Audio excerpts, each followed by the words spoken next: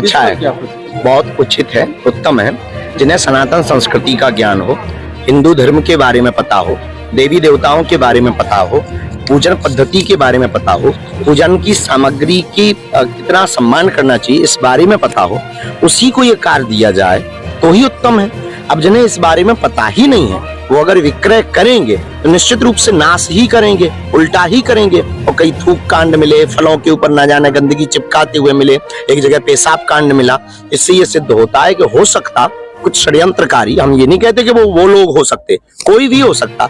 इसलिए गैर हिंदुओं को प्रवेश वर्जित महाकुंभ में कर देना चाहिए। और मेरे अंगने में तुम्हारा क्या काम भाई? वहां पर त्रिवेणी है, संगम है, महाकुंभ है, संतों का दर्शन है। तुम्हें कथा से लेना देना नहीं, तुम्हें हिंदुत्व से लेना देना नहीं, तुम्हें सनातन से लेना देना नहीं, तुम्हें राम से लेना देना नहीं। जब तुम्हें राम से कोई काम नहीं है तो राम के काम से तुम्हारा क्या काम?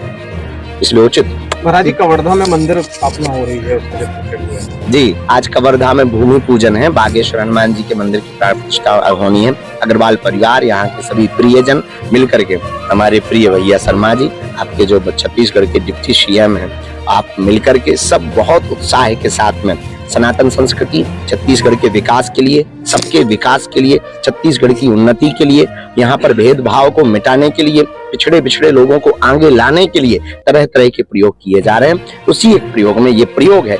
मंदिर का उद्देश्य केवल इतना है कि लोगों को अंधविश्वास से बचाकर हनुमान जी से जोड़ा जाए। महाराज जी, खूब बात चल रही है बटोगे तो कटोगे, इस पर आपका? हाँ, बहुत सही है, उसमें कोई संदेह नहीं। देखो, अगर हम अलग अलग रहेंगे तो टूटेंगे।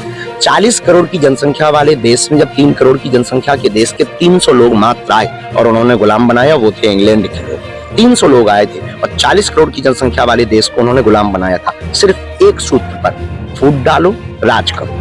इस सूत्र पर उन्होंने 40 करोड़ की जनसंख्या वाले देश को अगर एक एक पत्थर मारते तो उन्हें नानी याद आ जाती। लेकिन हम क्यों बट गए? हम बट गए इसलिए हम गुलाम बन गए। अगर फिर से गुलाम बनना है तो बट जाओ, और गुलाम नहीं बादशाह बनना है तो बटो नहीं, एक हो जाओ। आपके ऊपर भी कुछ हमला हुआ है, ऐसा सुनने को मिला है महाराज जी? हाँ, हमला तो नहीं हुआ। हमारे घर के पास में जहाँ निवास है, आश्रम में स्थान पर, जहाँ बहुत लोग आते रहते, बगल में पुलिस चौकी भी है, प्रशासन व्यवस्था भी बहुत अच्छी है और खूब भीड़ भाड़, प्रतिदिन दर्शनार्थी लाखों लोग आते हैं।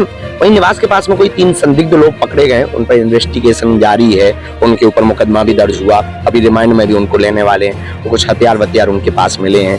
कोई याकूब, कोई ऐसे खान, मुबीन खान नाम का एक लड़का भी उसमें पकड़ा गया है। धर्म विरोधी लगातार लगे हुए, उससे हम डरते नहीं है, क्योंकि हम गीदड़ नहीं है। हमने जब कफन बांध लिया है कि हमें सनातनियों को एक करना है, हमें भारत को भव्य बनाना है, हमें जात पात और भेदभाव को मिटाना है तो मिटाना है। अब जितने रोड़े आएंगे, हमारे महापुरुषों ने तो जेल की यातनाएं सही हैं, हमारे महापुरुषों ने तो न जाने कितने कितने दुत्कार सहे हैं। हम छोटे से एक तुच्छ से सिपाही है सनातन के।